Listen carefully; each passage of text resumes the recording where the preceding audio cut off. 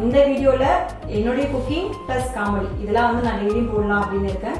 So first video வந்து முதல்ல ஒரு ஸ்வீட்டோட ஸ்டார்ட் பண்ணலாம் அப்படின்னு சொல்லிட்டு எங்க வீட்டில் எல்லாருக்கும் பிடிச்ச பருப்பு பாயசம் நான் சூஸ் பண்ணியிருக்கேன்.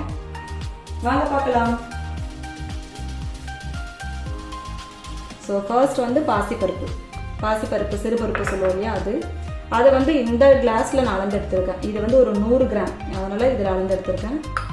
வெல்லம் இதே கிளாஸில் வந்து 1.5 இருக்கும், ஒரு 1.5 டம்ளர். இது வந்து கிராம் கணக்கில் 100 கிராம் தான். அண்ட் தென் முந்திரி, திராட்சை, ஏலக்காய், தேங்காய் வந்து நல்ல பொடியாக கட் பண்ண தேங்காய்.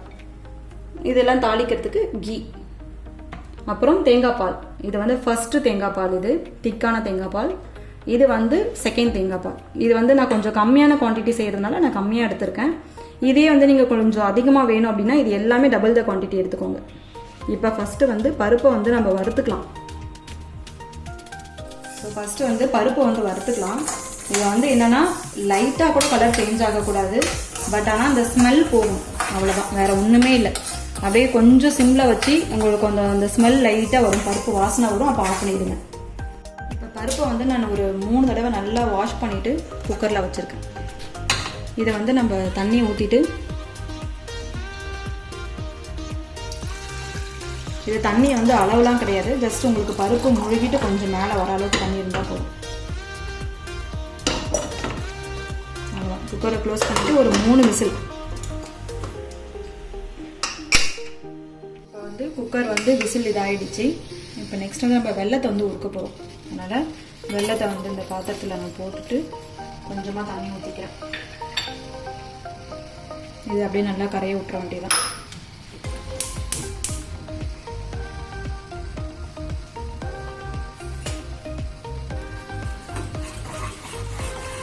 இதை நல்லா திருவி போட்டிருக்கேன் நான், அதனால் சீக்கிரமாக கரைஞ்சிடும்.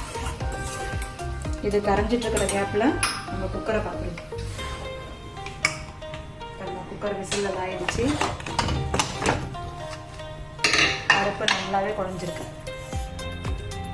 இதை வந்து கொஞ்சம் லைட்டாக மசிச்சு விட்டுருலாம்.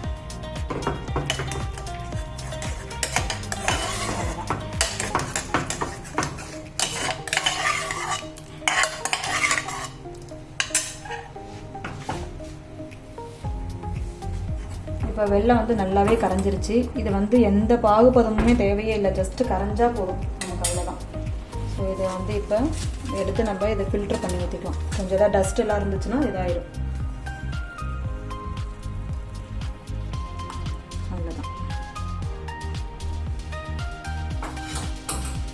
இது கூடவே வந்து இதை நம்ம அடுப்பில் எடுத்து வச்சிடலாம். வச்சுட்டு இது கூடவே நம்ம செகண்ட் தேங்காய் பால் எடுத்து வச்சிருந்தோம் இல்லையா, அதை சேர்த்துக்கலாம். நெக்ஸ்ட்டு ஏலக்காய் வந்து நான் கொஞ்சம் பொடிச்சு வச்சுருக்கேன், அதை சேர்த்துக்கலாம். இது ஆக்சுவலாக இந்த வெல்லம் வந்து எங்களுக்கு டேஸ்ட் வந்து நான் ஆல்ரெடி பார்த்துருக்கேன், கொஞ்சம் ஸ்வீட் ஜாஸ்தியான வெல்லம், அதனால் நான் 100 கிராம் போட்டிருக்கேன். இப்போ சப்போஸ் உங்களுக்கு வந்து வெல்லம் பத்தலை அப்படின்னா இந்த ஸ்டேஜில் நீங்கள் எக்ஸ்ட்ரா வெல்லமும் போட்டுக்கலாம். அப்படி இல்லைனா 1 ஸ்பூன் 2 ஸ்பூன் நாட்டு சக்கரை இருந்தால் கலந்துக்கலாம். ஸோ இதை வந்து கொஞ்சம் நேரம் இப்படி லைட்டாக கொதிக்கிடும். அதுக்குள்ளார நம்ம இன்னொரு வானலில் முந்திரி, திராட்சை, தேங்காய் எல்லாத்தையும் வறுத்துக்கலாம். நெய்யில் கொஞ்சம் நெய் போட்டுக்கலாம்.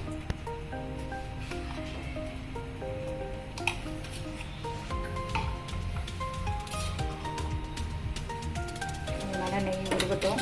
ஃபஸ்ட்டு தேங்காய் போட்டுடலாம், ஏன்னா அது கொஞ்சம் நல்லா இதாகணும்.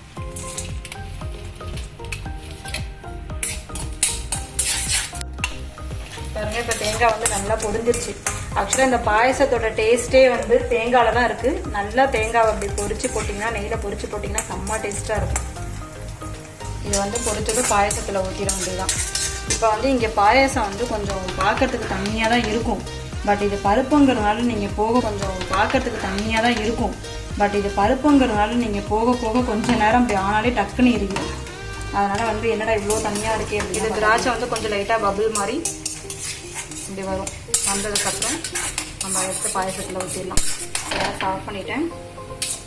இப்போ இதை எடுத்து நான் இதில் போட்டுறேன்.